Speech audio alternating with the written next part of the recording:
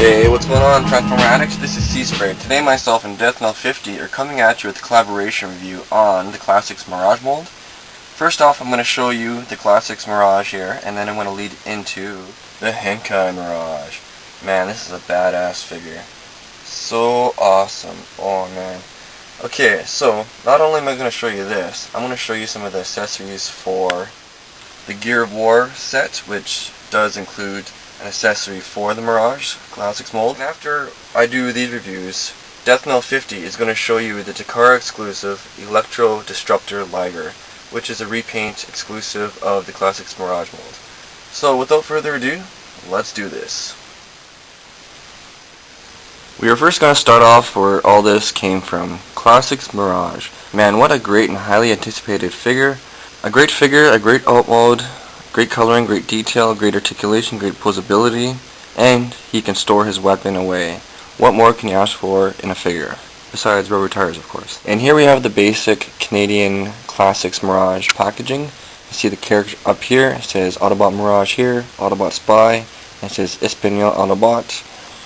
Down here it has a cardboard piece, and on a Velcro tab you can just pull it apart and lift it, and you can see the character there. Very nice artwork, I like that a lot actually. And on the back here, you can just see the character here with his race car alt mode, robot mode, technical data, his motto, and a brief biography on the character. This character came out in, I think, late 2006, right before the movie actually. It was just a filler line, just a filler before the movie figures came out. Man, this is such a great figure. He has such amazing articulation. You can pose him any which way you want. For articulation, his head can rotate 360. Does have some amazing light piping. His arms can rotate 360. They can move at the top of the bicep, or the mid bicep here, back and forward, 360 actually, all the way around. And they can move up and down actually, so it has 2 points of elbow articulation. You can move it at the elbow, up and down, and his hand can move in and out for transformation purposes, but that's pretty much some extra leeway for you to give him some better posability, which is really cool. And unfortunately, his foot, or the tip of his toes, are a little bit flimsy, so it's kind of sad.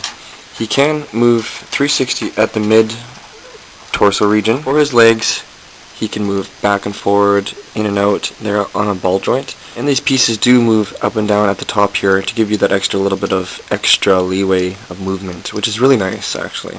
His knees can move at the knee, up and down, and they can also move at the mid leg here, up and down.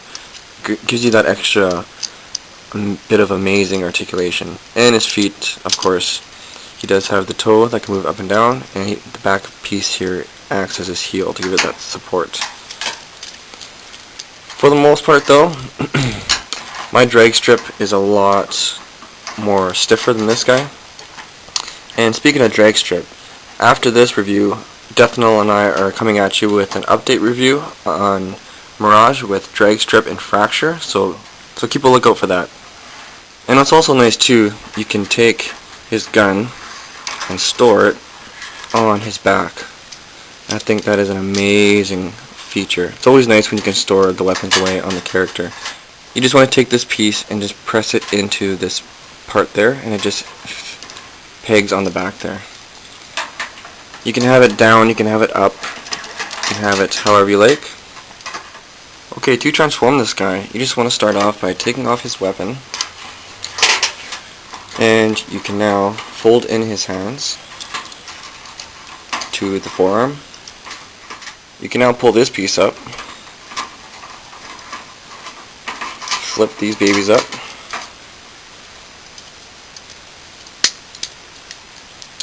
and it's forming very nicely. Twist the arms around, and now for the legs, you can just fold them down and clip them together. Twist these babies around, and then with the legs, you just want to take them and then bring them up like that. That was that extra articulation that was there for the legs. That was for the transformation purposes, and it's folding together very nicely now. You now bring down the arms, and that extra bit of movement at the arms at the top there, that's also for transformation purposes. So yeah, just take the arms, bring these babies around, fold them in, and will snugly fit in there very nicely. Sorry for the camera bump there. Okay, now you just clip everything together and then bring the spoiler together. Okay, now for his weapon, which is very nice. Nice touch to the character. I like when they do that. You just want to take the weapon, clip it underneath. You just take this part up here, clip it underneath. That should press in there and fit there very nicely. Man, if this is an awesome alt mode, I don't know what is. Just look at this thing. A thing of beauty. Designed very well. Can roll very well, but it depends on how you position him when you transform him. He can drag a little bit, but I guess in drag strip's case that would be a good thing, but not for Mirage. You want Mirage to flow very nicely. But today it doesn't seem to be doing well for me. For the most part, he does have some amazing stickers. It says Wiki spark plugs on the back, on the spoiler, FP Racing on the side here, and on the sides here it says Plasma Injection Energy. That's a really cool sticker, actually. It says 26, signature number on Mirage, of course. It says a little 26 here, and on the front here we have lithium-ion drivetrain.